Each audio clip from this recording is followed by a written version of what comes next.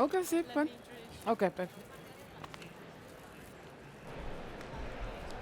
Buenas tardes, bienvenidos a TechY Futuro, el espacio de futuro, de innovación dentro del área ya de Fitur Tech, que ya estamos hablando mucho de tecnología. Esta mañana hemos estado hablando de la experiencia del cliente, del viajero de negocios y del turismo de lujo, ¿no? Y de cómo los datos ya forman parte de nuestro día a día. Ahora vamos a aterrizar la tarde para hablar también de esta tecnología, ¿no? De estos datos, de cómo esa transformación digital está apoyando al sector, y para ello comenzamos con Tania de Cloudbeds, Business Development Manager and Partnerships, que nos acompañará con una ponencia que se llama Digital Transformation and the Future Travel Experience. Tania, welcome. Thank you. Hello, everybody. Can you guys hear me well? Perfect. Thank you. Thank you for your time. Thank you for choosing to spend a little bit of time with me. My name is Tanya Sidakpowu. I'm part of the partnership team at Cloudbeds. I'm here to talk to you guys today about the digital transformation and the future of the travel experience. Can you hear me well? Not sure. Can you hear me? Okay. So, from my perspective, I have one of the greatest jobs at Cloudbeds. I get to speak to partners and hotels every day, hearing their objectives, their goals, their missions. And some of these conversations have shaped the presentation today. A little presentation about what Cloudbeds is. We are an all-in-one hospitality solution, enabling streamless operations, also enabling an increase in revenue, but also providing and enabling hoteliers to provide memorable experiences. Okay, so allow me to take you guys on a journey. We're going to speak about travel expectations today, the concept of preferences and expectations, as well as the future of travel experience. Unfortunately, I cannot start speaking about the future without speaking about the past or the present. We just came out of a difficult period with COVID. The hospitality industry was highly affected. The World Travel Council tells us that there was a loss of over $5 trillion for the hospitality industry. But one of the other things that COVID did is that we were stuck at home. We spent a lot of time in front of our screens, and essentially, we all became digital experts, right? Our grandparents became digital experts, right? And social media creators became our source of inspiration for travel.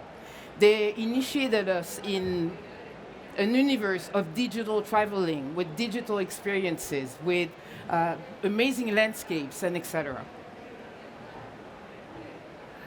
It also brought the idea of reality vs Instagram versus Instagram. So what is the actual reality of this experience? You guys have all seen this scenery, these beautiful shots. I don't think it's working. Well, what you would see is actually the whole line behind, the whole hour that people stayed to actually take that shot, but what you only see is the final results. Here, you can see it's at a place called Fairmont Lake Louise in Canada. You can see this beautiful, amazing couple enjoying a view at an amazing hotel. I don't know why it's not working. Here. But what you don't see, not working. What you don't see is that this room actually doesn't exist. They actually made it up. So now people are seeing this room, wanting to see it, but it actually doesn't exist. So much so that a former housekeeper actually tagged them on TikTok and told them, I hope you put everything back when you're finished. And they mentioned that they did 20 minutes later. So what's Instagram, what's reality? Ooh.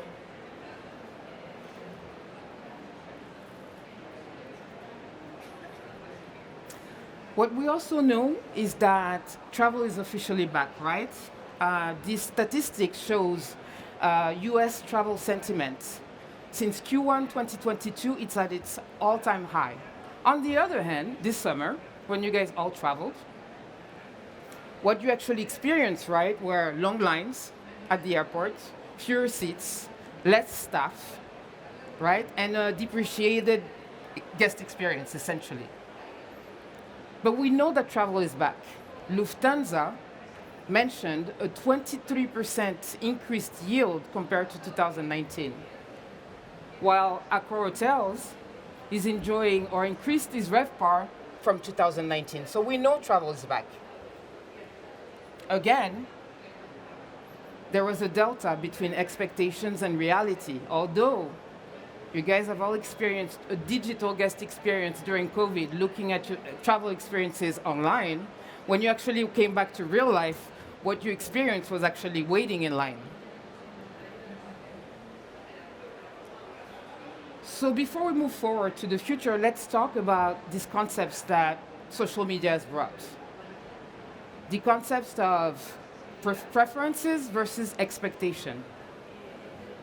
So what's a preference? What's an expectation?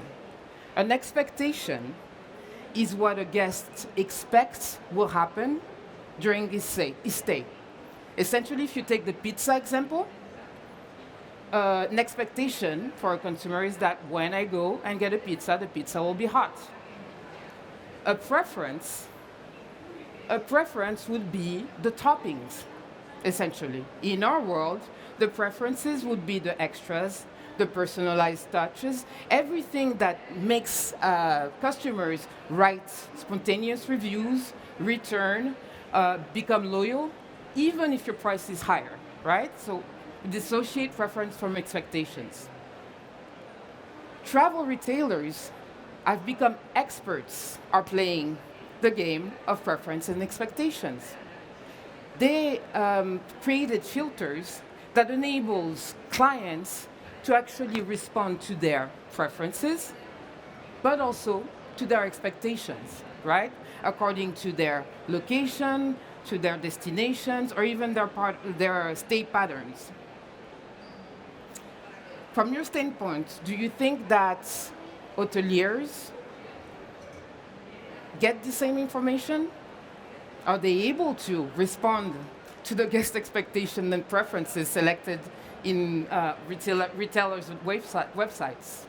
What we see is that some do, and some others not yet. If you take the example of Marriott's loyal program, as you can see here, guests have the ability to choose among their expectations, right? Bed type, room type, floor location, those are not essentially preferences. Those are informations that are in your loyal account. You have other companies like Accor, for example, that are entering the game of preferences, going into the lifestyle experience, building hotels according to preferences, and etc. So that's an interesting shift. Essentially, do we see that travel retailers like Expedia, Booking promise, but can the hotelier actually deliver? We see that there's an issue, right? The guest bring their preferences and their expectations, while the hotelier is faced with limitations, right? The hotelier is limited to the type of information that they access, the resources that they have access to, but also the attributes. And we also know that the cost of labor is increasing. So almost impossible to increase in order to match those preferences. We believe that the digital transformation is here. Allow me to share a little video with you guys. This is a video that was created by Microsoft Labs 15 years ago. I don't know if you guys have ever seen it, but it's pretty impressive. So the traveler arrives. She's putting on her virtual glasses and her journey starts. The virtual glasses call her Uber, which would be Uber at the time. The chauffeur comes in, takes her luggage. She comes into the car and accesses her travel hub. Her travel hub enables her to be geolocated and understand where her next meeting is, Also enables her to check in and to get access to her digital key. The bellhop receives the information regarding her preferences, this way being able to secure her arrival, but also her first time experience. Now that she's checked in, good to go, she can focus on the meeting that she's planning during her stay.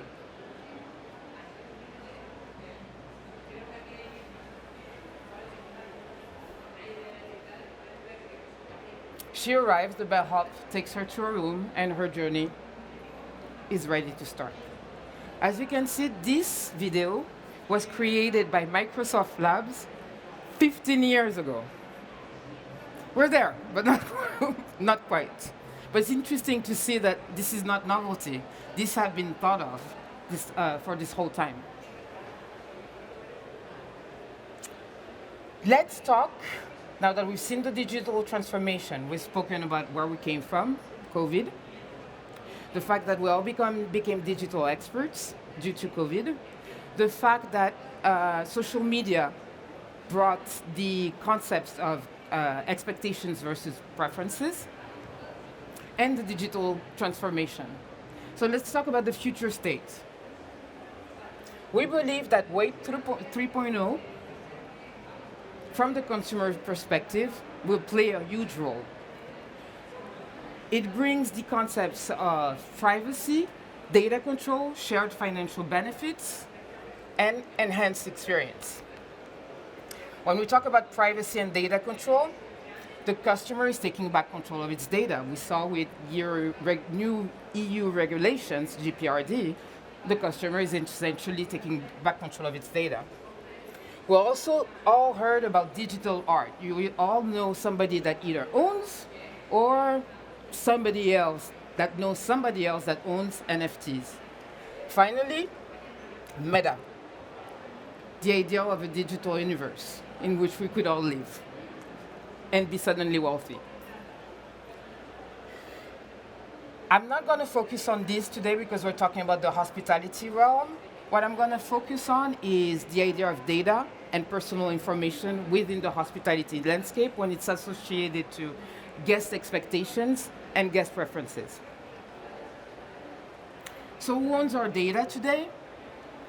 Today, as we know, for us customers, we use our data for information, for social value, i.e. Facebook, friends, who am I on the social universe, while corporations use our data to generate revenue as a marketing platform or for insights.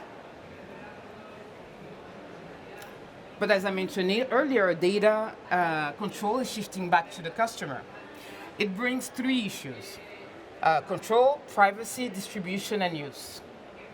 When I bring it to the hospitality industry, let's take a live scenario.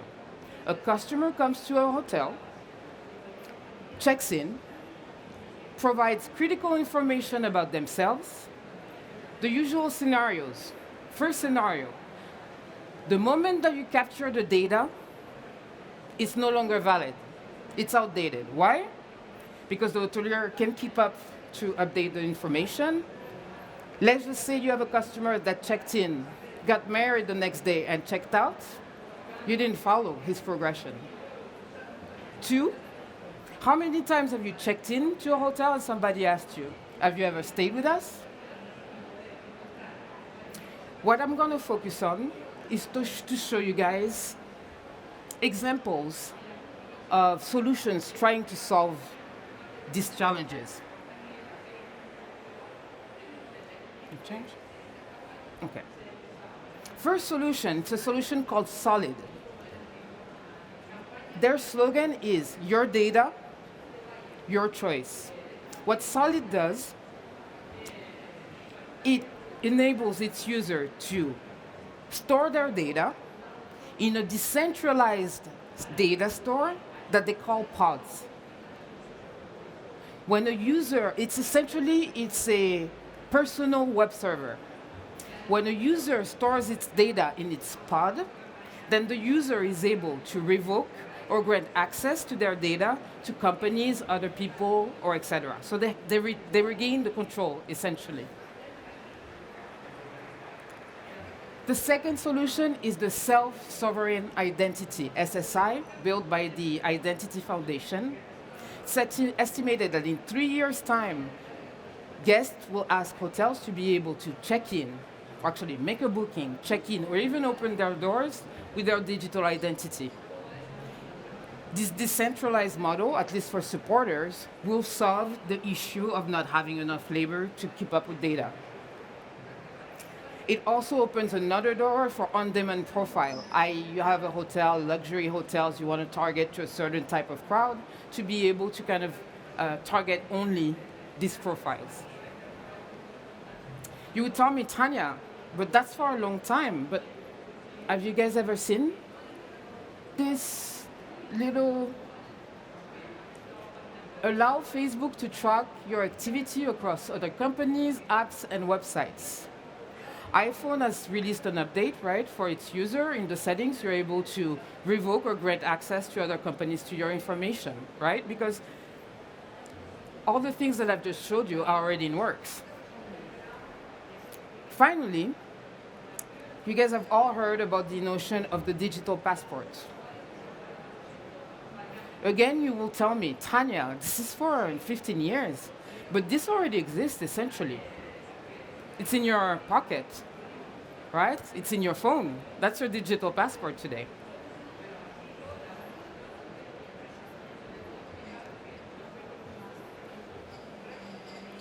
All this presentation to essentially tell you or make you think about something, which is whether you capture data online, offline, manually.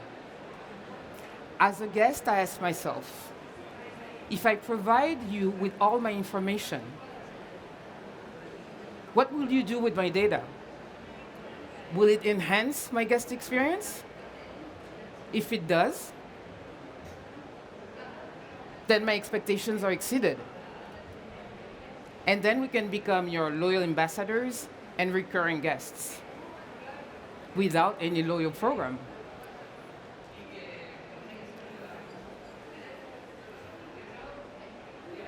At Cloudbeds, and I'll end with this, what we're working on essentially is a digital guest journey, enabling a personalized experience, but powered by technology. That's our dream. That's what we're working on every day. We have about 24,000 properties in 150 countries. There's 800 of us all across the world, remotely working since 2012. And I hope to see some of you guys or all of you guys joining us in this journey. Till then, please meet us at our booth, 8F02. Or here's my contact. I'd love to chit-chat and get your perspective on digital experience.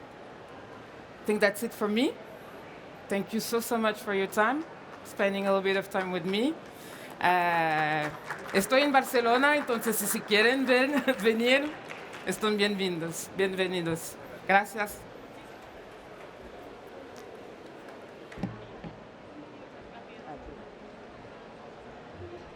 Seguimos la tarde, muchas gracias por acompañarnos. Ahora vamos a hablar de inspiración, de diseño, pero no el que hemos venido hablando antes, de experiencia también de clientes, sino que vamos a hablar de nuevos entornos, porque vamos a ir empezando a introducir la palabra metaverso en la tarde, ¿no? Que es a lo que hemos venido, ¿no? Hablar de metaverso y Web3. Para ello contamos con Víctor Martín, es el Account Manager de Imascono. Víctor, cuando quieras, muchas gracias por acompañarnos.